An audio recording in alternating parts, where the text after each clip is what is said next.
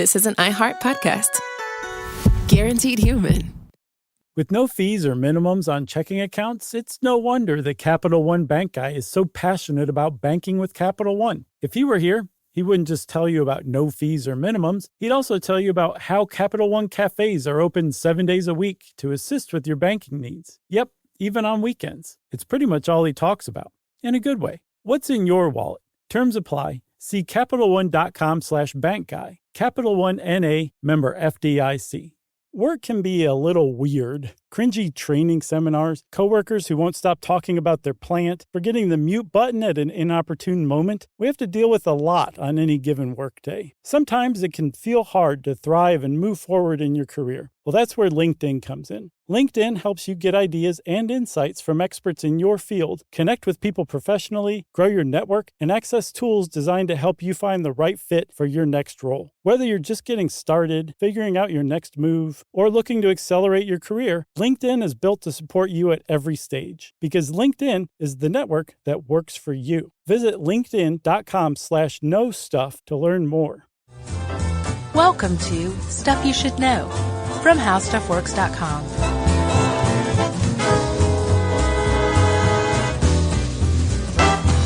Hey, and welcome to the podcast. I'm Josh Clark. There's Charles W. Chuck Bryant, and there's Jerry over there, and this is Stuff You Should Know. I object. To what? I don't know. I don't think you object in front of the Supreme Court. I think they strike you down with lightning if you talk out of turn. Yeah, did they even, geez, I'd love to see one of those hearings. Yeah. They even call them hearings? Magic hour? Right. I don't know. Yeah, they do call them hearings. I'm almost positive. It's like shrouded in secrecy, though, right? You never. No, they don't show that stuff on TV, do they? Like C-SPAN? No, but they do have like if you listen to Nina Totenberg, she's a great Supreme Court reporter. Yeah, and it's all just it's not televised, and I guess it is just traditional reporters that are allowed in there. Yeah, but it's not closed to the press or anything. It's not like a FISA court or anything like that. It's not the Star Chamber. No, no. It's interesting though. It is sort of. It does seem sort of secretive though, because they like write these rulings. Sometimes they don't even read them. I saw that Clarence Thomas went 7 years without speaking in court. What? Yeah, that's what it said. Where did you see that? In an article about Clarence Thomas. It said he's one of the quietest justices. They said he went at one point 7 years without speaking in court, but apparently writes a lot in his rulings and, his briefs. Yeah. He writes in his briefs. Yeah, I could see that because I guess when you're in court, you're arguing in front of the Supreme Court. And I think basically, and we'll do like a whole separate Supreme Court episode. Yeah. Right? You agree? Sure. Okay. Somebody mark that down. Right. But you're being peppered with questions from them. And then, like, you're trying to answer the questions to show why your side is right? You're arguing this case. Clarence Thomas. He just sits there and goes, and intimidates you, yeah. But yeah, part of it is going back, thinking about it, and then writing your opinion on it. Yeah. Very weird job.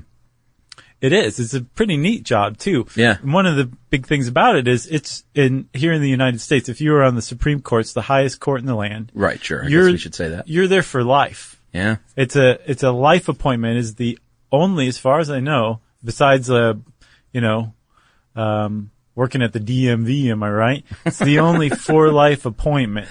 Yeah. In the United States government. Yeah, which seems like kind of crazy, but it also sort of makes sense because you want a stable Supreme Court. Yeah, you want them focusing on cases, not, what's going on, or whether they need to be elected again or campaign. It makes sense once you kind of put your head to it. Plus, it also kind of dovetails with the way that they're viewed here in this country, and I'm sure abroad too, that they are this panel of highly learned legal scholars. Yeah. Just basically like, I don't know. I'm sure there's something in Star Wars that resembles this, Oh. The Jedi Council. Oh, man. I'm always afraid to say anything about Star Wars. The Jedi Council that Jar Jar Binks was on. Okay. Yeah. Yeah. I'm sure we won't hear anything about that. How could we? Right. So this was written by our old buddy, Ed Grabianowski. Yes, should we tell everybody? The Grabster. Should we reveal the big reveal? Do we have an announcement? I think so. All right, go ahead. Oh, you're letting me do it? Yeah. So, everybody, you may not know this, because we tried to stretch out Grabster articles as much as we could, but they were starting to get thin. Yeah. Grabster wasn't really writing for the site any longer. Well, we said, enough of this! We need them. Yeah. We need them bad. So we did a little wheeling, tad bit of dealing, and Grabster is going to be writing, again, specifically topics that we are requesting. Yeah, it's pretty great. Yeah. Like, you and I were both so excited. Stoked, I think, is the word. Yeah. So anyway, we love Ed, and big shout out to him and to Buffalo, New York. Yeah. And their wings. And their football team. Sure. Why not? So anyway, Ed wrote this, and, it's a great article. Mm-hmm. So, like you said, I think we kind of dove into it really quickly, but, if you're not in the United States, you might be saying, what's the Supreme Court? Although I think you probably know. Like you said, they are the highest court, and, they're the third branch of our government. Yeah. And they are specifically there to kind of keep everyone in check and to say, like, you may be the president, but you're not a dictator, because you still have to answer to the Supreme Court at the end of the day. You can't run amok. Yeah. And we're gonna make sure that and this is ideally, we're gonna make sure that we review everything in a legal way, and we're gonna get to ideology. You can't escape that, of course. Sure. But, Supreme Court justices are supposed to rule on law, and specifically, these days at least, how it relates to the Constitution. Yeah. And it wasn't their initial, they weren't created to say, like, go defend the Constitution. Right. And the Supreme Court said, well, can we sew some patches or bedazzle our robes? And the framers said, sure, we don't care. So they went out and defended the Constitution. It actually is very vague. The judicial branch or the Supreme Court is created in the Constitution, but all it says is that they are there to, that its power shall, quote, extend to all cases in law and equity arising under this Constitution. That's it. Yeah. It's the only thing it mentions about the Supreme Court and its power. So ever since the Constitution was written and ratified, the Supreme Court has kind of been this evolving thing. Or Yeah. it was evolving for a while. Now it's pretty well set into its role and what it's meant to do. Yeah. What evolves and changes are, like you said, the ideology and the personalities Sure. of the people sitting on the court. Yeah, and their word is the final word. There is no court that can overturn or review even their decisions. And they have about 5,000 cases submitted every year and can only review about 100 to 150, which I thought was kind of a lot, actually. 150? Sure. Yeah, I was not expecting that. And they specifically try now, like we said, and focus on the Constitution, or usually cases that have been appealed from lower federal courts. Mm-hmm. They work their way up the food chain. Or, and I think they probably love these, treason, cases involving treason or disputes with other countries or ambassadors, kind of like, the high stakes stuff. Sure. Imagine being an ambassador and getting dragged in front of the Supreme Court for something you did. Or your kid did. Yeah, probably. Those little snot-nosed brats. Ambassador kids. So like I was saying, the Constitution is pretty vague about what the Supreme Court is meant to do. And it wasn't even out of the gate that they realized that they were supposed to really kind of examine laws in respect to the Constitution. That started in an 1803 case, Marbury versus Madison. Big one. And it was, it was a landmark watershed case, both kinds. And ironically, the court found that it didn't have the power to satisfy the petitions of the petitioners. Yeah. I think James Madison, or no, Stefan Marbury was suing James Madison because James Madison had said, we'll give you these commissions. Yeah. And then he was taken out of office, or he phased out of office, and the commissions were forfeited. And the Supreme Court said, we thought we had the power to do this, but it turns out we don't constitutionally. Right. So, sorry. And it was the first time that the Supreme Court had ever examined something through the lens of the Constitution, and that set the precedent from then on. Yeah, and they serve, well, they serve kind of however long they want to, or if they die, obviously. Yeah. But they average about 14 years. Or if they retire, they average retirement age is 71. But they can serve super long. I know that one justice served for 35 years. Yeah. And you know, if you nominate a young judge, Yeah. which is kind of more of the trend these days when you're thinking politically, like, you know, we want someone in there for our team, so pick a young one. Right. Then they can have tremendous sway in how things go in this country. Year after year after year after year. Yeah. Yeah. Because the reason why they have so much sway is like the stuff that they're ruling on is constitutional in nature. And here in the United States, if it's constitutional, if it's guaranteed by the Constitution, protected by the Constitution, outlawed by the Constitution, whatever, however the Supreme Court measures the law against the Constitution, like you said, that's the law of the land. Yeah. From that point on, any law similar to what the Supreme Court just ruled on, it's immediately null and void. Like, it's done.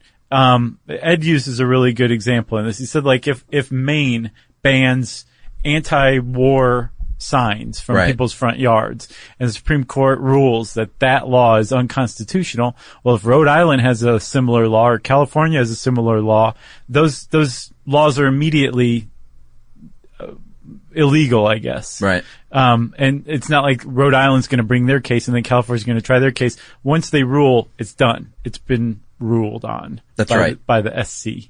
Yeah, and there are 9 justices. Right now there are 8, which we're going to get into. And obviously having an odd number means you can break a tie.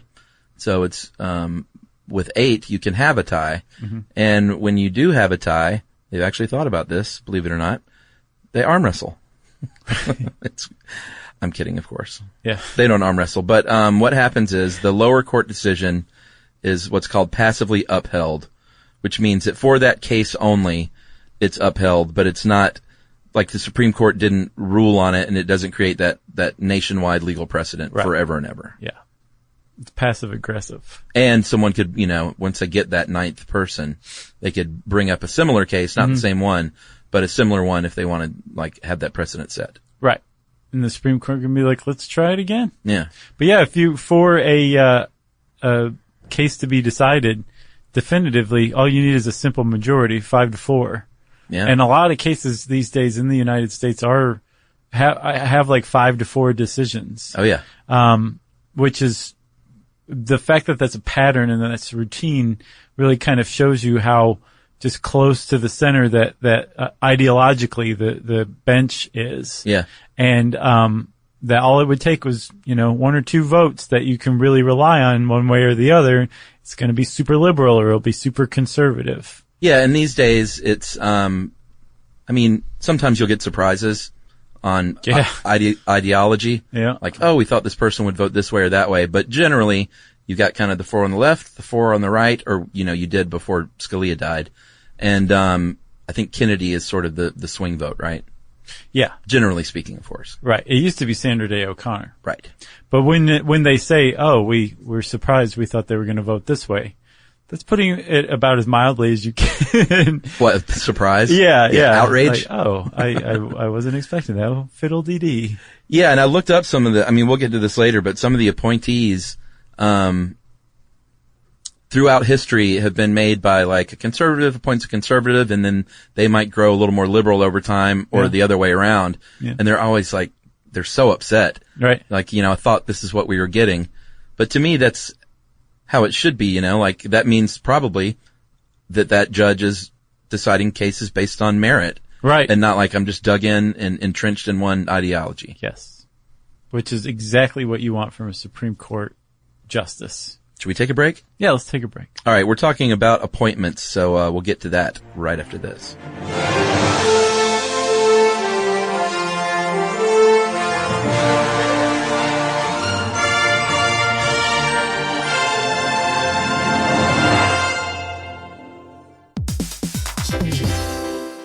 Hey everybody, we're here to talk to you about Wayfair. who believes that spaces should be functional, they should be comfortable, they should be well-designed, and they can be well-designed by you with their help. Your updated space should feel more comfortable, inviting, and practical for everyday use. And we're talking about outdoor seating. We're talking about grills. We're talking about major appliances. If you need storage solutions, Wayfair can help you out. Patio lighting, rugs, decor. It is your one-stop shop for home. Yeah. I mean, it's getting nice out, so it's time to think about living outdoors for the next few months. And Wayfair knows that outdoor furniture, it's heavy, it's intimidating to assemble. So Wayfair has stepped in and said, we're going to handle the hard part so you don't have to. That's right. You can shop Wayfair Verified, your shortcut to the good stuff. And that means their team of product specialists are going to vet everything by hand using a 10-point inspection, testing things like, quality materials, functionality, and features, and even how long it takes to build that piece of furniture. And the overall experience save time, reduce hassle, and improved convenience. Patio season is here, and these deals won't last. So head to wayfair.com right now to get your outdoor space ready for way less. That's WAYFAIR.com. Wayfair, every style, every home. Hey everybody, I want to talk to you a little bit about Tide Evo because it represents over 10 years of innovation and product development. Tide Evo is a first-of-its-kind technology where tens of thousands of minuscule fibers are spun together to form a 6 times powerful layer packed with scrubbers, brighteners, pre-treaters, and fresheners. And that's going to deliver a breakthrough clean that's so powerful it feels like magic. Yeah, it is kind of like magic. Tide Evo is revolutionary. A 100% concentrated, waterless laundry tile that's made of compressed microfiber soap layers rather than liquid or powder. And it's not like pods or sheets because it uses 6 layers of detergent fibers to deliver superior cold water cleaning without plastic packaging of any kind. And it provides a mess-free, lightweight solution that dissolves lickety-split. So whenever you run into a laundry challenge, turn to Tide Evo. It's revolutionary. It's magic. Try new Tide Evo. Real laundry magic.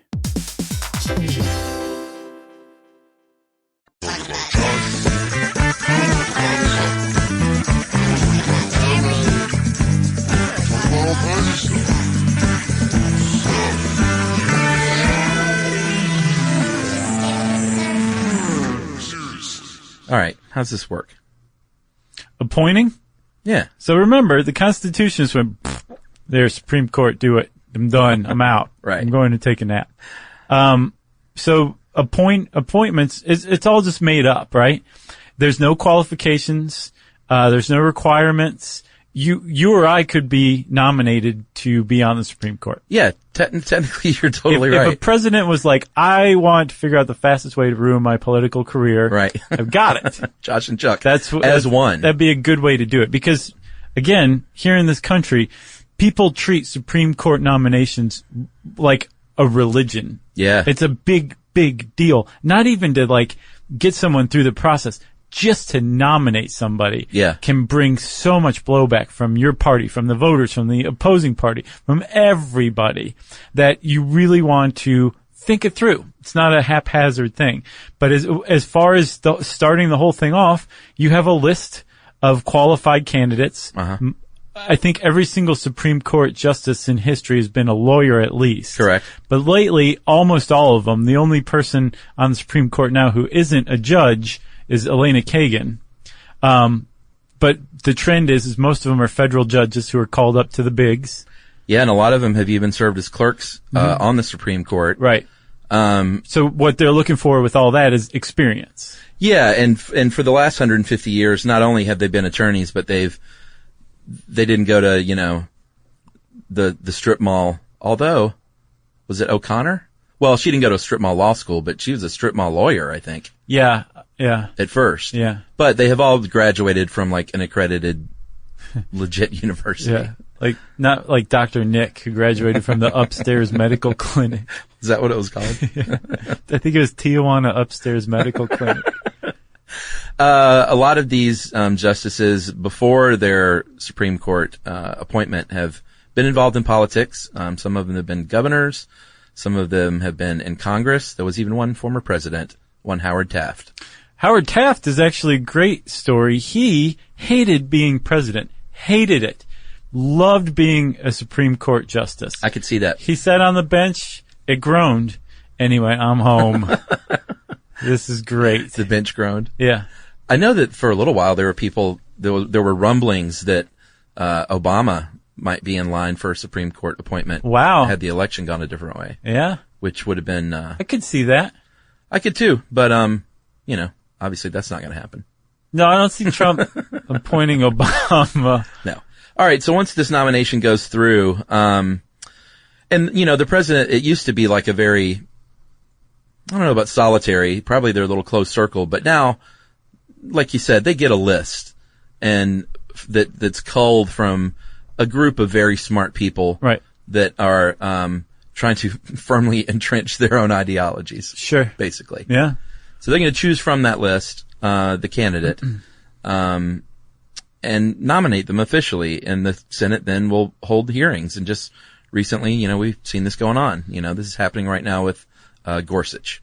Yeah. And the whole thing would have started with Gorsuch getting a phone call from the prez saying, hey, I want you to want me on the Supreme Court. Yeah. And Gorsuch was like, I don't know what you're saying. He's like, you're going to be on the Supreme Court, and hung up. Right. And that was it. And then the name gets released to the press, and the Senate says, all right, let's get busy, let's get to work. And this whole beehive of activity just starts kicking up around this one poor sap who accepted the nomination, and now has everyone from the Justice Department to congressional aides putting on latex gloves and going right up their rectum to try to see what they can find in this person's past. Yeah, and not only what they can find in their past, but really grilling them on maybe where he or she might lie ideologically. Like, how would you rule in this case that it has happened? How did you feel about this case? Right. And I was watching a news network the other day talking about how Gorsuch did such a masterful job of like deflecting it. Yeah, about like not going on record with how they lean. Right. And that's tradition. Well, yeah. Custom. Apparently they like the one thing that you're supposed to do up there is not give anything away. No, because it's just a big dance. And if they say, Joe Biden back in, I think the 80s called it a kabuki dance. And Elena Kagan called it a vapid and hollow charade because the senators are trying to pin you down one way or another on your views on gun control, abortion, all of these hot button issues that the Supreme Court has either ruled on, may rule on in the future, may overturn at some point, that really split the country ideologically. And the point of these Senate hearings is basically for the nominee to sit there and not give up anything. Because if they did do that, then they would have to recuse themselves from that case for having gone on the public record of stating their position. Well, yeah, and it's the opposition party's job to sit there and sigh and rub their temples and say, well, it just seems like you don't want to go on record for anything. Right. And they never get to respond.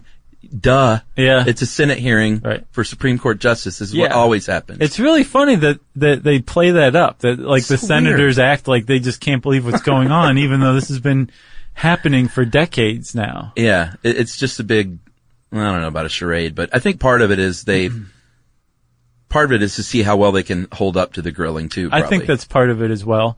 But the group that probably plays the biggest role in kind of rooting out what the nominees' politics are the aides in the Justice Department and whatever they leak to the media. Right. Because you wouldn't find anything out about, say, like Gorsuch from those 2 days of hearings. Right. No one found anything out about him. If that's all you know about that guy was those 2 days of hearings, you didn't read anything else about it, you would have no idea what his positions were. You'd just be like, that guy's got one of the better haircuts I've ever seen in my life.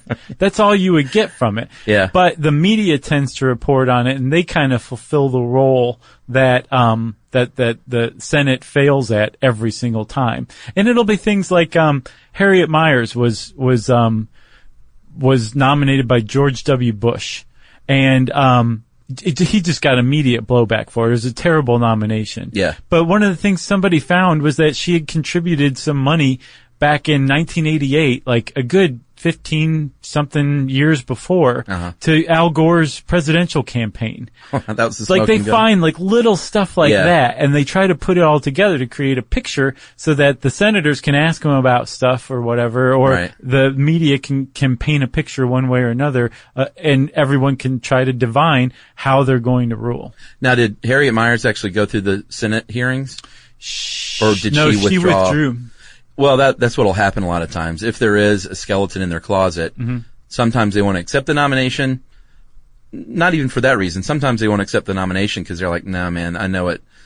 I don't want to go through all that. I'm fine just being on my federal circuit here." Right.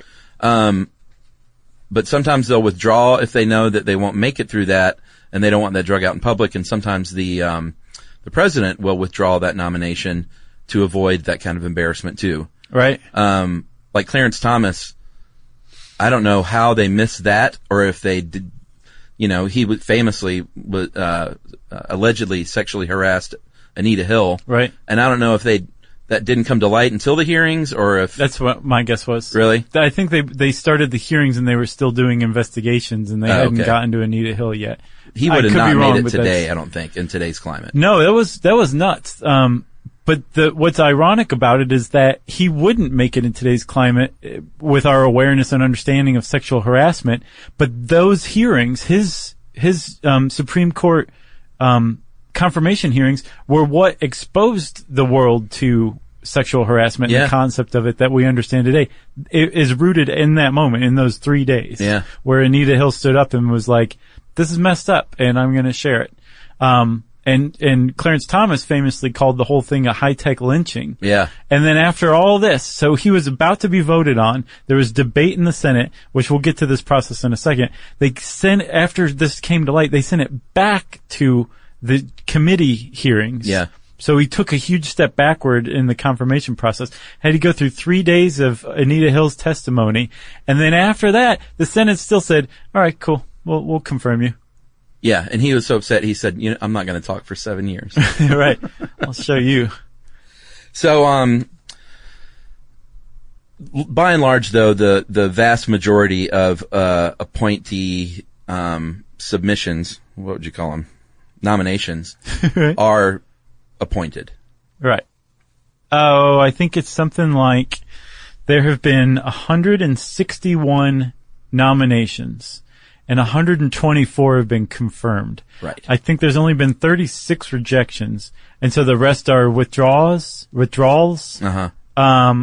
there's one, very recent one that I think is the first in history. Obama's nomination of Merrick Garland. That just didn't even get heard. Yeah. Which is very much an unusual, step that was taken in the process. Yeah, I mean, this just happened. Everyone saw it happen. Obama was in his last year of his presidency. And so, Republican senators basically said, not only are we not going to vote on it, we're not going to hold hearings. Some of them refused to even talk to the guy. They just basically took their ball and went home.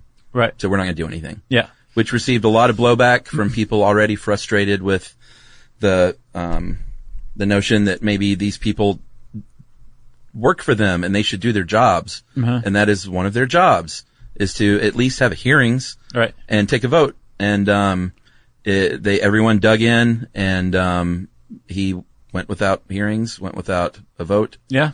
And I don't know what he's doing now. I guess he just kept his regular job. Oh yeah, I'm sure. I don't think you lose your job and no. you quit and move and everything. Right. Go on the trail. No, he but I think the more to the point, it's got to affect your reputation. You know what I'm saying? Even if it was no fault of his own, it's still a black mark on his history, at least. Well, it was a big deal because this was, it's kind of tough to pin down someone's, political ideology as a judge. They have a few ways of doing it. There's something called the Martin Quinn score for Supreme Court justices, and they compare how they vote relative to one another. And then there's something else called the Judicial Common Space score, which measures their ideology based on the ideology of their appointing presidents and home state senators. And then I think this was from Washington Post. I read an article that they're basically trying to suss out how liberal is Garland. Right, he was super centrist, wasn't he? Well, they said in the end that they looked at all those scores, and then they did one more where they basically looked at the law clerks that they hired, because generally you're going to hire clerks that agree with you and clerks who want to work for judges whom they agree with. Right. And they looked at what the clerks' political donations they were. So what's this guy's score? They said that he was center left in the end. Sure. Would have definitely swung the court more to the left.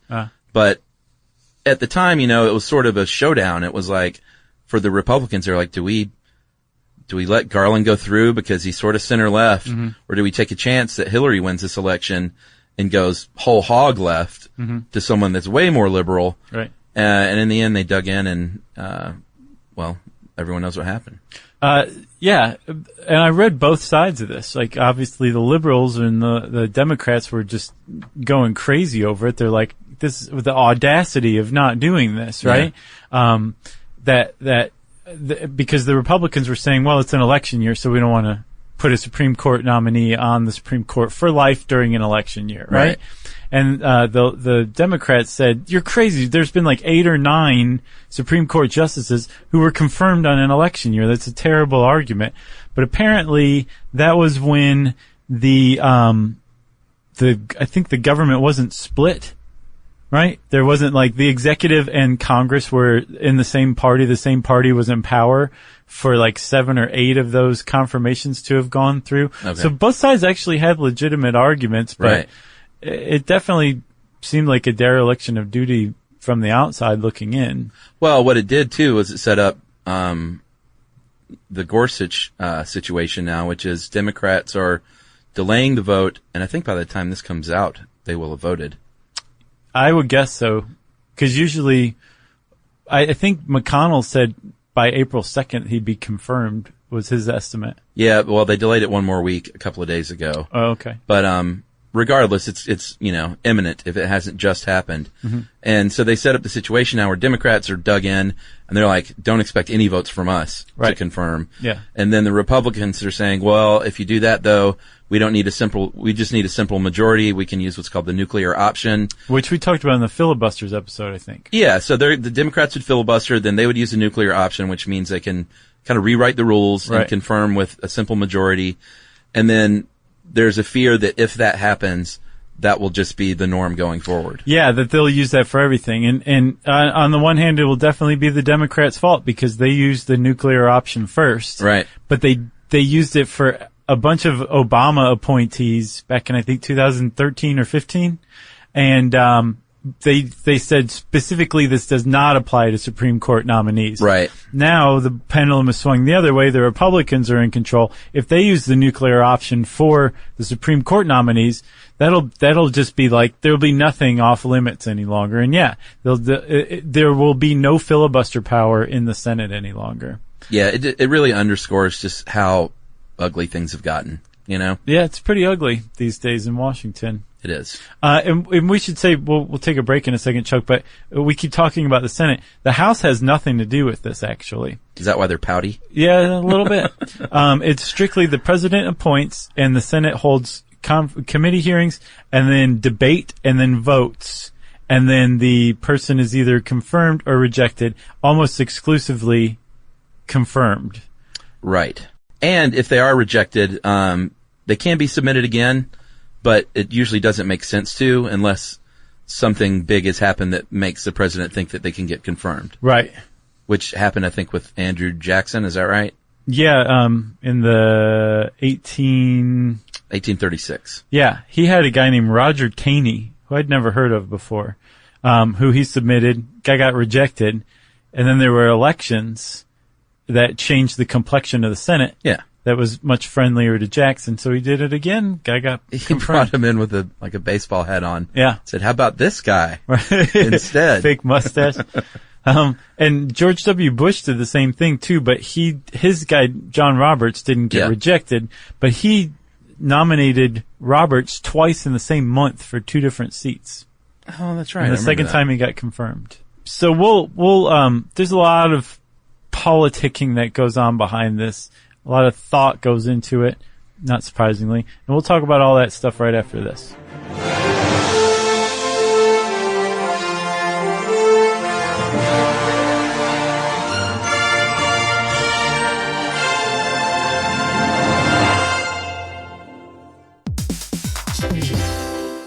Hey, everybody. I want to talk to you a little bit about Tide Evo because it represents over 10 years of innovation and product development. Tide Evo is a first-of-its-kind technology where tens of thousands of minuscule fibers are spun together to form a 6 times powerful layer packed with scrubbers, brighteners, pre-treaters, and fresheners. And that's going to deliver a breakthrough clean that's so powerful it feels like magic. Yeah, it is kind of like magic. Tide Evo is revolutionary. A 100% concentrated, waterless laundry tile that's made of compressed microfiber soap layers rather than liquid or powder. And it's not like pods or sheets because it uses 6 layers of detergent fibers to deliver superior cold water cleaning without plastic packaging of any kind. And it provides a mess-free, lightweight solution that dissolves lickety-split. So whenever you run into a laundry challenge, turn to Tide Evo. It's revolutionary. It's magic. Try new Tide Evo. Real laundry magic.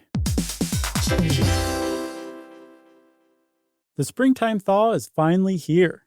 Flowers are blooming. Days are longer. We're saying yes to more plans and finally getting outside. Running, walking, just moving again. It's the perfect time to upgrade your everyday go-tos with Bombas. Take Bombas Sport Socks. They're super comfortable and designed with sport-specific tech for running, cycling, yoga, hiking, you name it. I use them to run in, and I can tell you they work beautifully. So head over to bombas.com and use code SYSK for 20% off your first purchase. That's BOMBAS.com, code SYSK at checkout.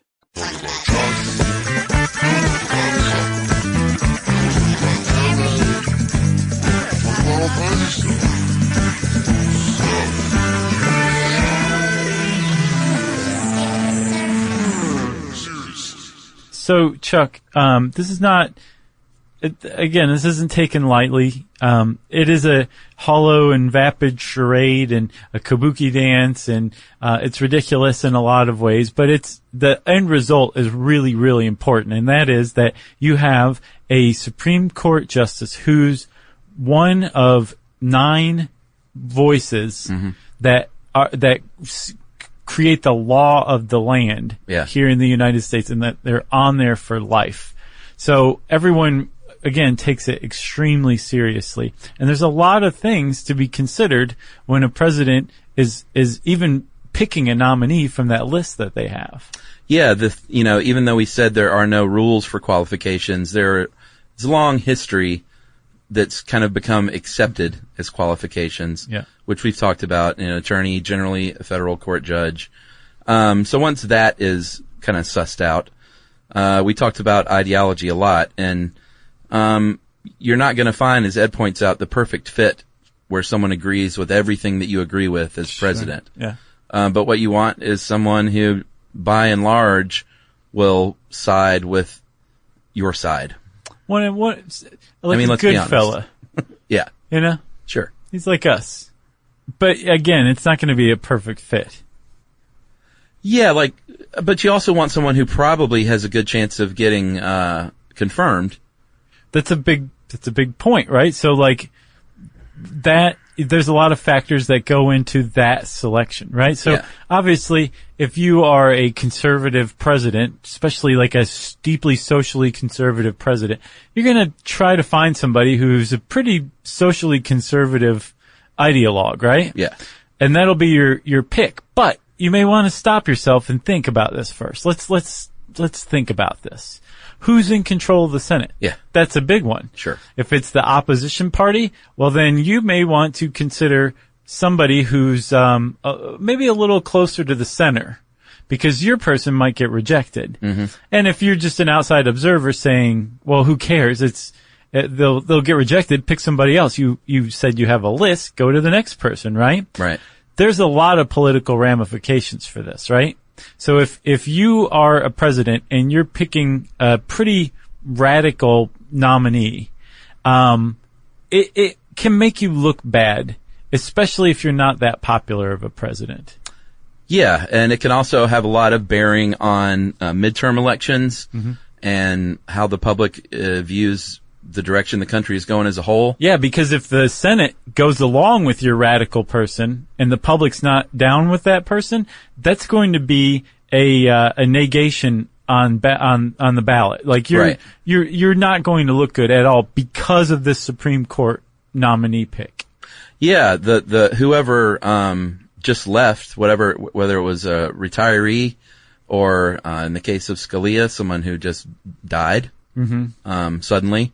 The outgoing justice is going to play a large part in, and again, depending on what party's in office, what party holds the Senate, right? On who gets the replacement. Can you get somebody pushed through? And if you can't, it's not going to look very good on you as the president. Right. Yeah, and basically with Gorsuch, I looked him up as far as where he might sit or is predicted to sit. He's pretty right. Yeah, from what I saw. Obviously, he's pretty right, but they said that he would, right now, at least, this is from all the studying done from those different methodologies that I talked about earlier. Mm-hmm. They said he would sit second to the right, next to Thomas, the silent Clarence Thomas, right? Who apparently is the furthest right at this point. Yeah. And then it goes all the way through down to Sonia Sotomayor, who's the furthest to the left. Gotcha. And then Mr. Kennedy in the middle. Uh-huh. Man, what a powerful dude he is. Yeah, really. To be the swing vote. He gets gift baskets all the time. Yeah, he probably muffin baskets. Yeah, he has muffins every morning. And depending on, and people forecast this like way in advance. I'm like, it's not just Supreme Court justices. It's appointing judges all throughout the system in the United States. Mm-hmm. Republicans have had a tactic for years now that's really paid off for them, where they have really worked hard to appoint as many judges, conservative-leaning judges throughout the system, and staunchly tried to oppose any liberal appointments. And you get those lower courts. I mean, people don't pay a lot of attention a lot of times to these lower court appointments, and it's made a big difference, Oh, yeah? Oh, yeah. Over time, sure, if you've got that many more bullets in the chamber. Just in as far as like conservative rulings? Yeah, just all over the country, if you have more of your people in place in lower courts, there are going to be more clerks that work for them that are conservative, and then eventually they rise up, and you're probably going to have a better chance of getting a Supreme Court nominee appointed who is conservative. It's an incubator. Yeah, that's a good way to look at it. Yeah. The farm system. Sure. They probably love that terminology. Yeah. Well, you were saying Sotomayor is farthest to the left and Thomas is farthest to the right. Right now, that's what they say, yeah. And I think you were saying earlier, too, that, depending on who's being replaced, that makes a decision on who's picked as well, too, sure. Right? Yeah. Because if you're replacing a far right seat with a far left nominee, you're going to get some serious pushback from the right, or vice versa. Yeah. And that's why this election, that we just went through was so important, because there are some aging members of the Supreme Court. And, if you get to a point like Nixon got to appoint 4 Supreme Court justices. Yeah, and they turned on him like a pack of jackals. Yeah, 3 of them did. I'm sure that's what Nixon thought. That's this is kind of a pretty good demonstration of how Supreme Court nominees, they're appointed or they're nominated by presidents, but they are in no way meant to be beholden to presidents. They should not be. They're not doing their job if they're ruling in line with what they think the president wants to hear. Yeah, and I guess that goes back to why they're in there for life. Like, they probably do feel, they still have their ideologies, but they probably do feel like, all right, I'm in here. They can't take me out. Right. There's probably some mechanism to take them out if they do something really bad. It's impeachment. It's the exact same process that you would get rid of a president with, where the House impeaches the person and then the Senate votes to convict or not, and then they're removed. It's only been threatened twice. One of them was a Nixon appointee. Oh, really? Yeah. Interesting. But I was looking, like I said, at Garland, and I kind of started digging into history, and in the modern era, Antonin Scalia is rated as the #1 most conservative justice in the modern era. Is that right? That's what it said. See, because I have And Thomas further right than him, and that Gorsuch would be even further right than Scalia. Yeah, I didn't create that. That's a WAPO created. Well, I didn't create this either. Okay. So we have conflicting sources. Well, this was Stanford University and the University of Chicago, Northwestern, and Harvard. All right, I'll defer to yours. Yeah, but it was based on. It just depends on what they use. Let's just say they're both super conservative. Okay.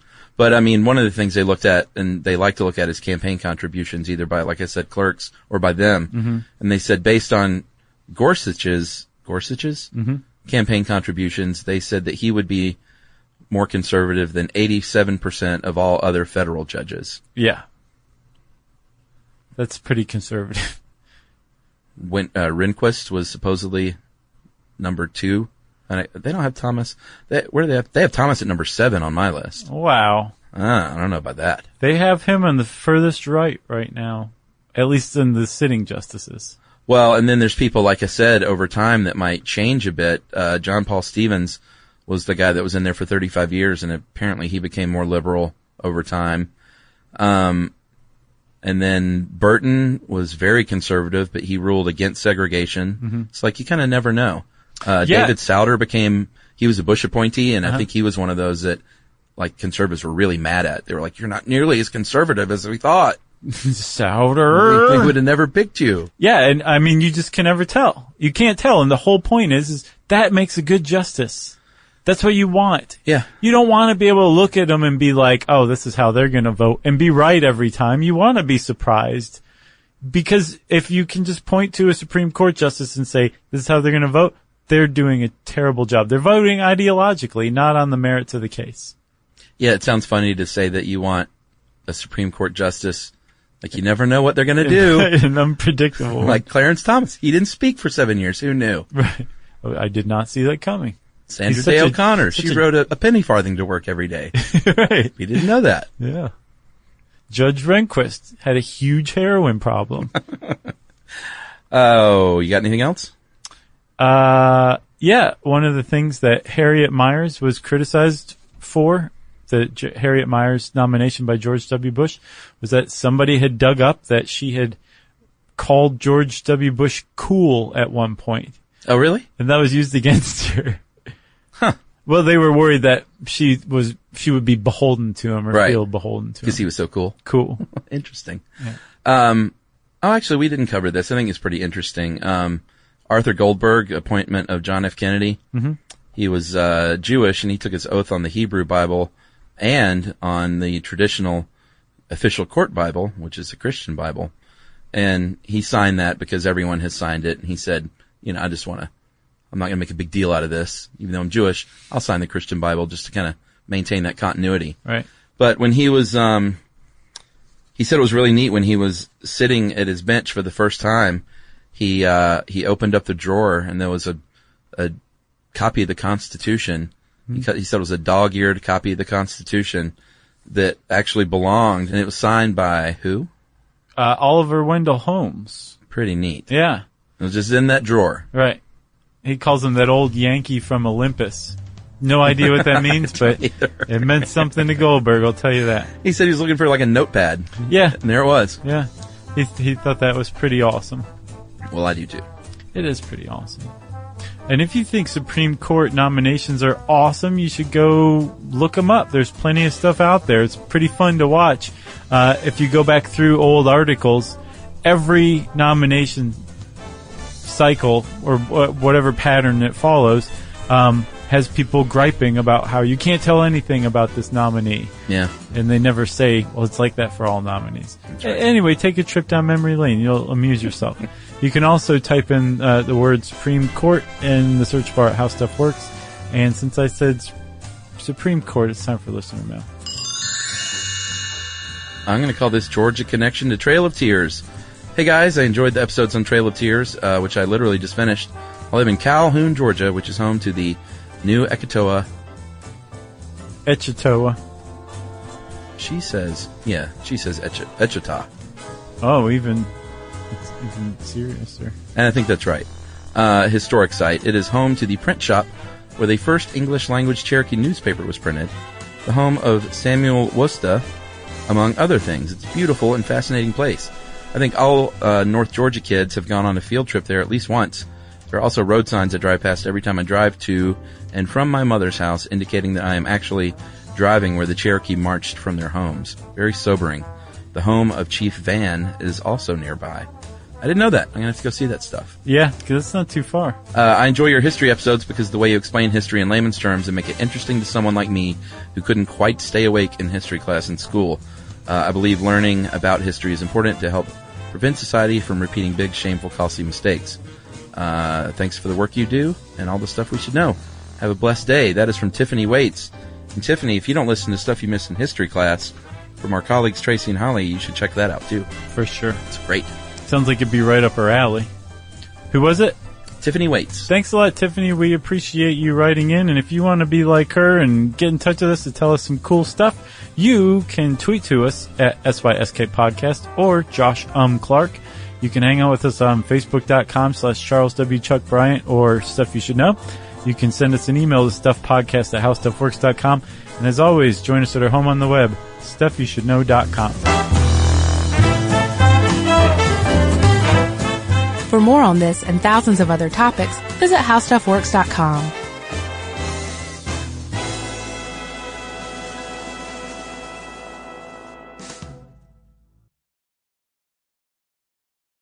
When it comes to small business, people want to talk to people, not bots, not voicemail. Your customers or clients want a real human connection. And that's exactly what they get with Ruby. Ruby is the virtual receptionist company that takes care of your callers when you're unavailable, in the middle of something, or just don't want to pick up. They can answer, screen, and transfer calls, as well as take messages, collect payments, book appointments, and more. All while saving you time and making the people you serve feel special. It's available 24/7, 365 days a year, and is 100% based in the U.S. See how it works at ruby.com, or better yet, give them a call at 844-900-RUBY. The next time you end up with something on your shirt, don't turn to your usual detergent. Check out Tide Evo. Tide Evo represents over 10 years of innovation in product development. It's a revolutionary 100% concentrated waterless laundry tile made of compressed microfiber soap layers rather than liquid or powder. It's not pods and it's not sheets. It uses 6 layers of detergent fibers to deliver superior cold water cleaning without plastic packaging. It's mess-free, lightweight, and dissolves quickly. Try new Tide Evo. Real laundry magic. This is an iHeart podcast. Guaranteed human.